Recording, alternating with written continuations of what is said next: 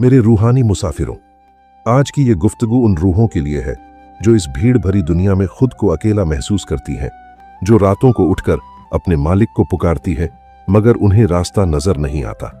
क्या तुमने कभी गौर किया कि ये बेचैनी क्यों है? ये तड़प इसलिए है क्योंकि तुम्हारी रूह उस अहद यानी वादे को भूल गई है जो उसने अपने रब से किया था। इंसान इस दुनिया की रंगीनियों में इतना खो गया है कि उसे ये भी याद नहीं रहा कि उसे अपने खालिक तक पहुंचने के लिए एक वसीले, एक सहारे और एक ऐसे हाथ की जरूरत है जो उसे भटकाव की घाटियों से निकाल सके। कि जब तक इंसान अपनी अना की दीवार नहीं गिराता उसे खुदा का नूर नजर नहीं आ सकता। आज हम उसी पोशीदा राज से पर्दा उठाएंगे जिसे बैत होना कहते हैं, जो हर भटकते हुए इंसान के लिए उम्मीद का सूरज है। जब तुम किसी कामिल मुर्शिद के हाथ में अपना हाथ देते हो तो उस वक्त तुम सिर्फ एक हाड़मांस के इंसान का हाथ नहीं पकड़ रहे होते, बल्कि तुम उस रूहानी कतार में शामिल हो जाते हो जिसका आखिरी सिरा कुदरत इलाही के हाथ में है। ये हाथ पकड़ना दरअसल उस पुराने वादे की गवाही है जिसे हम भूल चुके थे। गौसे आजम सरकार शेख अब्दुल कादिर जिलानी अपनी किताब में वो राज खोलते हैं जो किसी भी आम इंसान की रूह को झकझोर देने के लिए काफी है। आप फरमाते हैं, जिसका कोई पीर नहीं उसका पीर शैतान है। इस बात की गहराई को समझो। जब तुम अकेले इस दुनिया के सफर पर निकलते हो तो शैतान तुम्हारे सामने बड़े हसीन जाल बिछाता है। वो तुम्हें तुम्हारी अपनी इबादतों के गुरूर में डाल देता है। तुम्हें लगता है कि तुम बहुत नेक हो, मगर तुम्हारे अंदर घमंड का वो सांप बैठा होता है जो तुम्हारी सारी नेकियों को डस लेता है। मुर्शिद वो हसीन साया है जो तुम्हें तुम्हारे अपने नफ्स के धोखों से बचाता है। सूफी तालीम के मुताबिक पीर का हाथ थामना खुद को मिटा देने का नाम है। मुर्शिद वो आईना है जिसमें तुम अपनी असलियत देखते हो। जब तुम बैत होते हो तो मुर्शिद तुम्हारी रूह को उन अंधेरों से निकालता है जहां तुम बरसों से कैद थे। गौसे आजम फरमाते हैं कि मुर्शिद का अपने मुरीद पर वही हक है जो एक नहलाने वाले का एक मुर्दे पर होता है। यानी मुरीद को चाहिए कि वो अपने मुर्शिद के सामने खुद को बेबस कर दे ताकि मुर्शिद उसकी रूह की गंदगी को धोकर उसे पाक साफ कर सके। यह वो मुकाम है जहां से विलायत की राह शुरू होती है और बंदा अपने रब के इतना करीब हो जाता है कि उसे हर चीज में उसी का नूर नजर आने लगता है। आज के दौर का इंसान बड़ा नादान है। वो समझता है कि वो किताबें पढ़कर या चंद सजदे करके खुदा को पालेगा, मगर याद रखो, इबादत तो इब्लीस ने भी बहुत की थी, मगर उसके पास वो निगाह नहीं थी जो उसे हकीकत दिखा सके। मुर्शिद वो निगाह अता करता है। पीर का हाथ पकड़ना दरअसल मौत से पहले मर जाने का नाम है। यह वो पल है जब एक भटका हुआ मुसाफिर अपने सारे पुराने गुनाहों का बोझ अपने मुर्शिद के कदमों में डालकर यह कहता है कि ऐ मेरे रहनुमा, आज से मैं तेरा हुआ और मेरा सब कुछ अल्लाह का हुआ। कि जब मुरीद सच्चे दिल से बैत होता है तो उसकी किस्मत का कलम बदल दिया जाता है। क्यों? क्योंकि अब वो अपनी मर्जी से नहीं चलता, बल्कि वो अपने मुर्शिद की रूहानी डोर से बंध जाता है। जैसे एक पत्थर समंदर में गिर जाए तो डूब जाता है, मगर वही पत्थर अगर किसी मजबूत जहाज का हिस्सा बन जाए तो वो बड़ी से बड़ी लहरों को चीर कर पार निकल जाता है। मुर्शिद वो जहाज है और मुरीद वो पत्थर। मुर्शिद की सोहबत उस पत्थर को भी पार लगा देती है जिसे डूबना ही डूबना था। गौसे आजम सरकार का एक ऐसा राज सुनो जो शायद पहले तुमने कभी ना सुना हो। आप फरमाते हैं, मेरा हाथ मेरे मुरीद पर ऐसा है जैसे आसमान जमीन पर साया किए हुए है। इस कौल का मतलब यह है कि जब तुम उनके रूहानी खानदान में शामिल हो जाते हो तो दुनिया और आखिरत की कोई भी मुसीबत तुम्हें तबाह नहीं कर सकती, क्योंकि जब तुम मुर्शिद का हाथ पकड़ते हो तो तुम अल्लाह की उस हिफाजत में आ जाते हो जिसे यादुल्लाही यानी अल्लाह का हाथ कहा गया है। यह वो रूहानी छतरी है जिसके नीचे आने के बाद शैतान की सारी चालें नाकाम हो जाती हैं। बहुत से लोग सवाल करते हैं कि क्या इंसान के जरिए खुदा तक पहुंचना शिर्क नहीं? ओ नादानो, मुर्शिद तो वो जरिया है जो तुम्हें तुम्हारे रब की पहचान करवाता है। जैसे सूरज की रोशनी सीधा आंखों को चुंधिया देती है, मगर वही रोशनी अगर किसी आईने से टकरा कर आए तो तुम उसे देख सकते हो। मुर्शिद वो आईना है जो खुदा के नूर को तुम्हारी रूह के काबिल बनाता है ताकि तुम उसे बर्दाश्त कर सको और उसमें फना हो सको। जरा तुम अपनी रूह से एक सवाल पूछो, क्या तुम उस दिन का सामना करने के लिए तैयार हो जब हर शख्स अपने इमाम और रहनुमा के साथ पुकारा जाएगा? अगर तुम्हारा कोई मुर्शिद नहीं तो सोचो तुम किस कतार में खड़े होगे।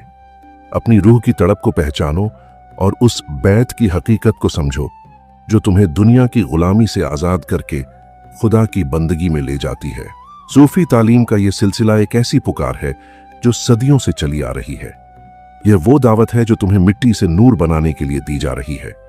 अपने घमंड को छोड़ो, अपनी मैं को मुर्शिद के कदमों में ढेर करो और उस हाथ की तलाश करो जो तुम्हें अंधेरों से निकालकर हकीकत के उजाले में ले जाए। मेरे रूहानी मुसाफिरों, अभी हमने जाना कि बैत होना क्यों जरूरी है, मगर अब हम उस मंजिर की बात करेंगे जब एक मुरीद अपने मुर्शिद के हाथ में हाथ देता है। क्या तुम जानते हो कि उस पल तुम्हारी रूह के साथ क्या होता है? कि बैत होना दरअसल रूह का नया जन्म है। जैसे एक बच्चा मां के पेट से निकलकर इस दुनिया की रोशनी देखता है, वैसे ही जब एक मुरीद सच्चे दिल से बैत होता है तो वो गुनाहों की अंधेरी दुनिया से निकलकर मारिफत की रोशनी में कदम रखता है। गौसे आजम सरकार शेख अब्दुल कादिर जिलानी ऐसा राज बयान फरमाते हैं जो दिलों को खंपा देता है। आप फरमाते हैं कि जब मुर्शिद मुरीद का हाथ थामता है तो वो दरअसल उसके दिल की उस मुर्दा चिंगारी को अपने नूर से जिंदा कर देता है जो सदियों से गुनाहों की राख के नीचे दबी हुई थी। ये वो पल होता है जब आसमान से फरिश्ते उतरते हैं और तुम्हारी रूह की इस नई शुरुआत पर गवाही देते हैं।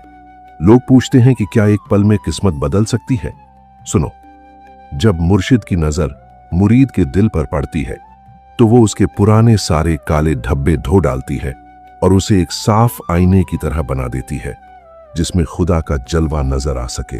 गौसे आजम सरकार का एक और फरमान है जो आज के दौर के दिखावे वाले पीरों के लिए एक सबक है।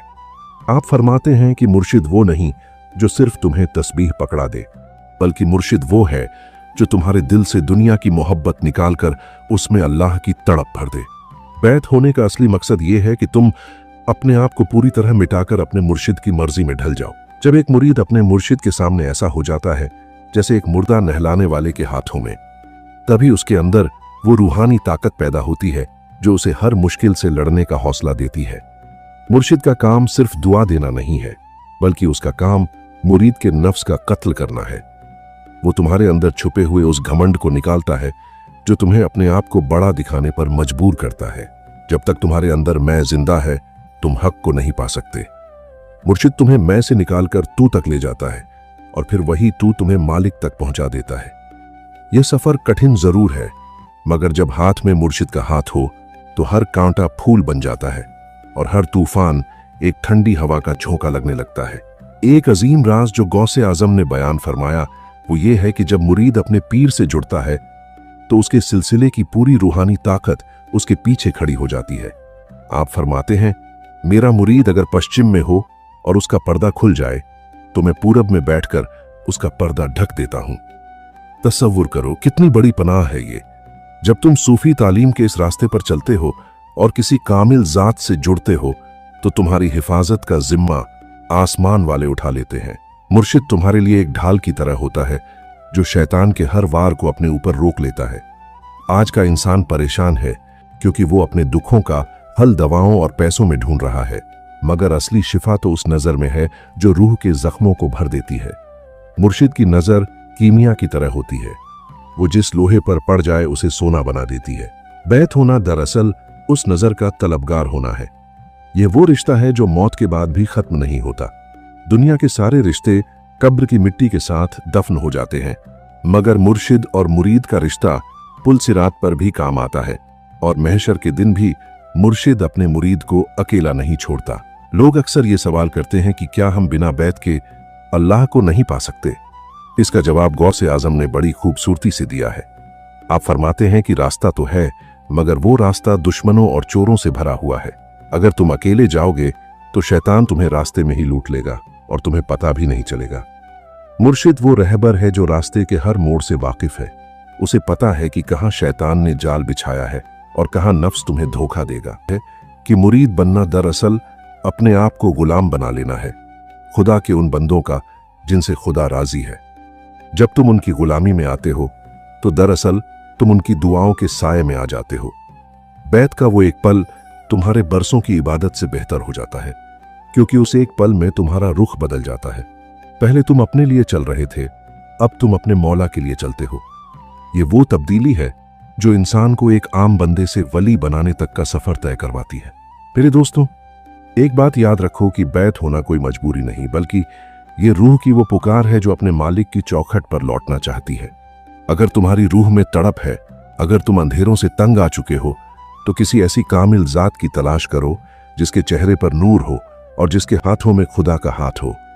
जब तुम अपना हाथ उनके हाथ में दोगे तो तुम्हारे दिल से खौफ निकल जाएगा और सुकून बैठ जाएगा। तो मेरे प्यारे साथियों, ये हमने कुछ सुना गौसे पाक आज़म का कि भाई बैत क्या होता है। ये मैंने मुस्लिम तामील में आप लोगों को हमारे स्टूडियो के ज़रिए बताया। लेकिन बैत का मतलब कि गौसे पाक आज़म की जो पीर पैगंबर हैं उनके हाज़री में तब्दील हो जाना, कि उनके मुर्शिद हो जाना, यानी उनका चेला हो जाना। लेकिन उस चेले की जो असली रिवायत है, कहने का मतलब हम देखते हैं कि भाई जना खड़ा ही चौकी, ये जो हाजरियाँ वो मौलाना बन रहा है, कोई पीर सच में बन रहा है, उनकी नकलें कर रहा है, तो वही शैतान के ज़रिए कि आप गलत रास्ते पढ़ करके उस शख्सियत तक, उस ताकत तक हम नहीं पहुंच सकते। तो हाथ जोड़ कर के सभी से विनती है, जो भी सच्चे दिल से पीरो मुर्शिद का दीवाना होना चाहता है, उसका बैत होना चाहता है, उसका रास्ता क्या है, कैसे कर सकते हैं। तो मैंने आपसे जैसे भी कहा है, सच्ची साधना आपको यही सिखाती है, सच का रास्ता। तो आप सबसे पहले उस बैत होने से पहले कुछ नियम और कुछ शर्तें हैं, उनको जानना और समझना बड़ा मुश्किल भी है, लेकिन इतना मुश्किल भी नहीं है। जिस भी सज्जन को अगर पीर की इबादत और सच्चा मुरीद बनना है तो मैंने संपर्क सूत्र भी दे रखे हैं। आइए मिल कर के उस हजूर की हाज़री में अपना सर नवाएंगे, उनसे आज्ञा लेंगे, फिर उनकी जो सही रिवायत है, जो तरीक़ा है, हम उनका दरस दीदार भी कर पाएंगे।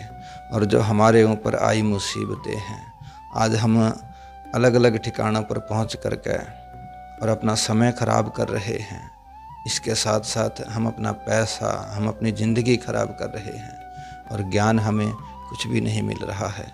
तो गौसे पाक आज़म ऐसा नहीं है। वो कहते हैं कि पीरी मुरीदी सबसे हट कर है, यानी खुद को मारने जैसा है।